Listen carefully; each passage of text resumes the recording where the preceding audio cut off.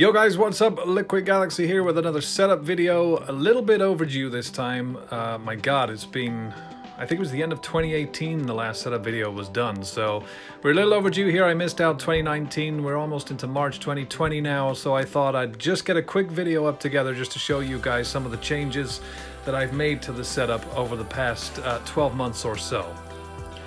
So the first change we're going to see here is to the keyboard. This Corsair K95 Platinum XT, which was released quite recently, replaces my Razer Chroma V2 keyboard that I had before. This is the update to the K95 Platinum. It includes double shock keycaps, a very nice wrist rest, which I don't use, and integration with Corsair's or Elgato's Stream Deck. And we can replace the macro keys on the left here with these new blue S keys, which using iQ and Elgato Stream Deck software, you can now use to control various things on your stream like you can with your Stream Deck. So if you don't own a Stream Deck, this keyboard is very handy. Bear in mind, this does also still work with the standard K95 Platinum. So this keyboard, which retails here in the UK for £210, is extremely expensive, and one that I really tried not to buy. In the end, I decided to cave in because the Razer keyboard was just starting to piss me off. So I dove in and got this. It's well made, it's made from good materials, it's nice and heavy, nice and weighty. This is the Cherry, oh hello Windows. This is the Cherry Silver switch, or otherwise known as Cherry Speed, so it's got quite a low actuation point, which is around about the same as my Razer Yellow switch that I had before, so I'm kind of used to that. This is running the, I think it's Cotton Candy profile. This nice blue purple kind of, you know, sticks with the whole spacey theme of my channel. Love the keyboard though, looks good. The RGB looks like it could be slightly improved over the standard K95. It certainly appears to be a little brighter. I don't know if that's to do with the PVT keycaps or not. It does look good though, and it feels good, and I am a big fan of this font. I know it gets a lot of hate, but I like the font on this keycaps. I don't know, I just think it looks better. Looks sharper. It's called gamer font, I think. I don't know. It's you know, a personal opinion, but I like it. And I like the keyboard. Very, very sexy. And next up we have the mouse and the mouse pad. This is the Corsair Polaris mouse pad and the Corsair RGB Night Sword mouse. These replace the Razer Mamba and the Razer Firefly that I had before. This mouse, with most Corsair mice actually, I've always found them to be a lot more comfortable for me. I tend to use a palm grip, and these are just about the right size. I find that the Razer mice, my fingers tend to hang over the ends a little bit, so these are a lot more comfortable for me. This has a couple of zones on the front, a few zones on the back, and the Corsair logo itself lights up in terms of RGB. It's an 18,000 DPI optical sensor mouse. You can change the weight by adding or taking away little weights by removing this backplate here. This thumb rest also is detachable. It's a real nice mouse, moves nice on this cloth Polaris mouse pad here, which is, in my opinion, it looks better in terms of RGB than the Razer. This around the edges here is a lot brighter than the Firefly ever was. My only big bugbear is this thing at the top. Now this is getting quite a lot of hate here. This is the USB pass-through, and it's, well, it's a little ridiculous. It's too high, and it's in the center of the mouse pad.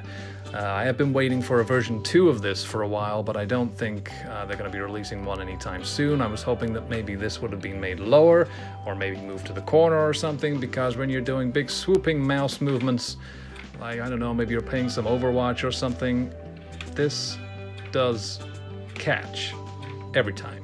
And it's not a big deal, but you do feel it. You do feel it catching, and it is an annoyance.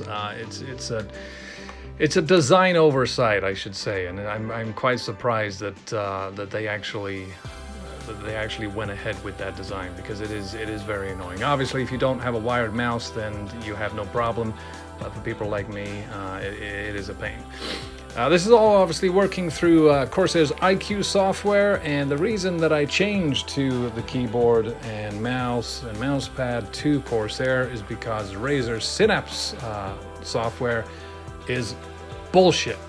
Like 100% bullshit. The amount of problems that I had with Synapse version 3.0 was bordering on ridiculous. So I finally threw in the towel and made the switch to Corsair.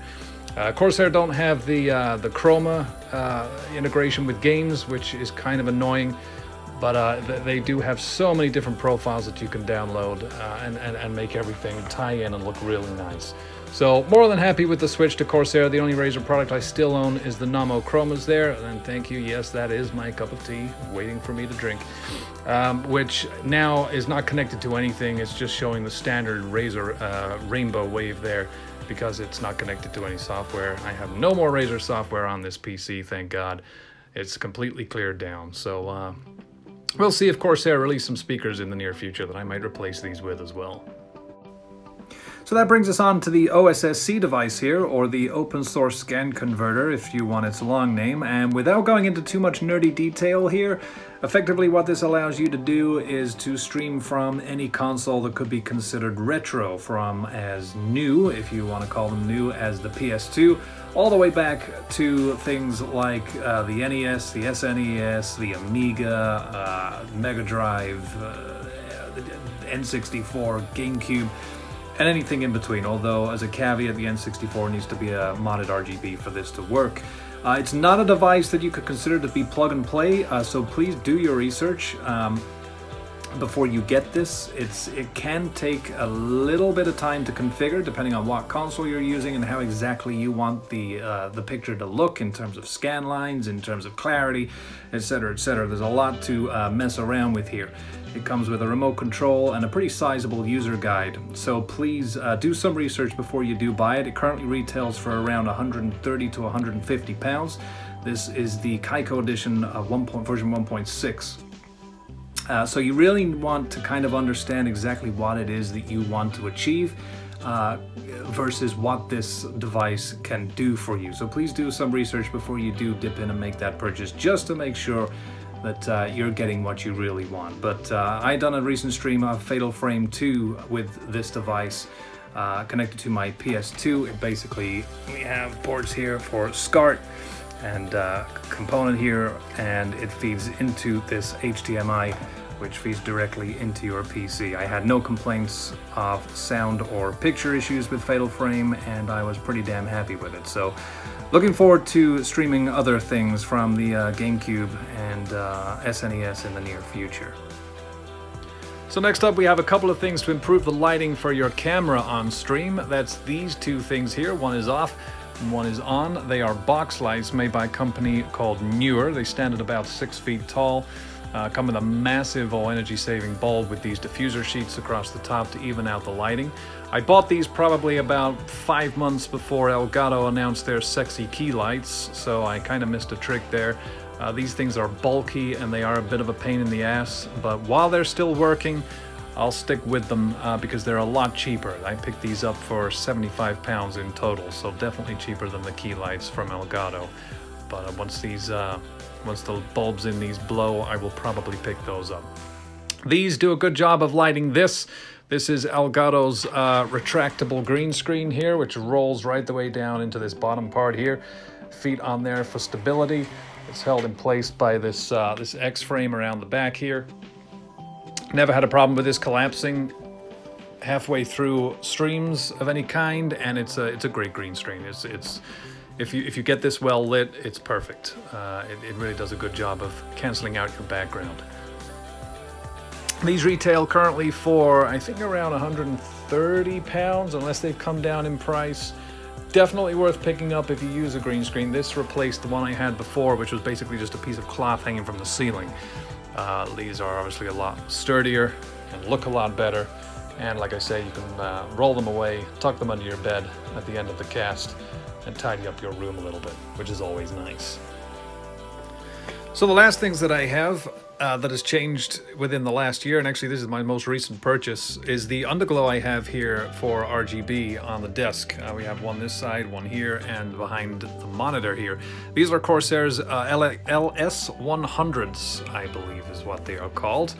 There are 4 fixed to the back of this monitor, 2 short and 2 long.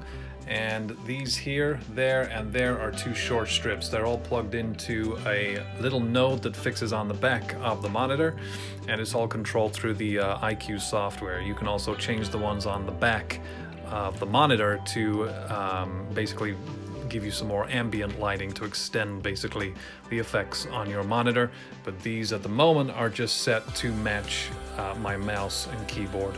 They're just down as external RGB light strips. It's something that I'm looking at playing around with. I don't want to go too overboard with the RGB. I think most people would probably say I've done that already. But it's just something I wanted to toy around with on the desk. I need some cable tidies or something. It's looking a little bit messy behind there.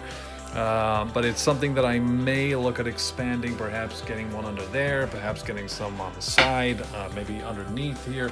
I don't know. It's something that I'm having a little play with.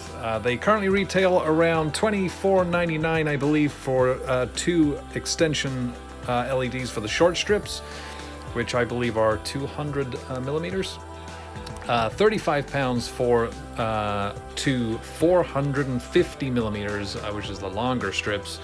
And the actual starter kit starts at 80 pounds, which includes 2 long, 2 short, and the aforementioned node that fits everything together. Real simple to fit together. You get extension leads, you get basically magnetized. I don't even see that under there. I don't think I can fit my phone under there. There you go. So it's kind of, it's adhesive, and the adhesive is also magnetized, which fits those strips in. And like I said, it's all controlled via the IQ software. That's pretty much it, guys. That's all the changes that have been made in the last year. Hope that's informative for you and gives you a little bit more of an in-depth look at how I cast and the equipment that I own. No plans really to update anything in the near future. The only thing that I'm really looking at changing anytime soon potentially is my mixer. I currently have my eye on the Go XLR, but the only problem with that is you cannot connect a foot switch to it, which I do kind of use quite a lot. So that's one thing that's putting me off a little, but I don't know. I know it's not a big deal, but it is something that I use a lot, so that is kind of swaying my decision a little bit. But that's the only thing that I've got in mind so far. Otherwise, I'm pretty happy with my setup, finally. We'll see. Maybe we'll get a few more changes in for the 2021 version. Take care, guys. Thanks so much for watching. I hope I've been informative, and catch you later on twitch.tv/liquidgalaxy or right here on YouTube for another setup video in about a year's time. Take it easy, guys. See you later.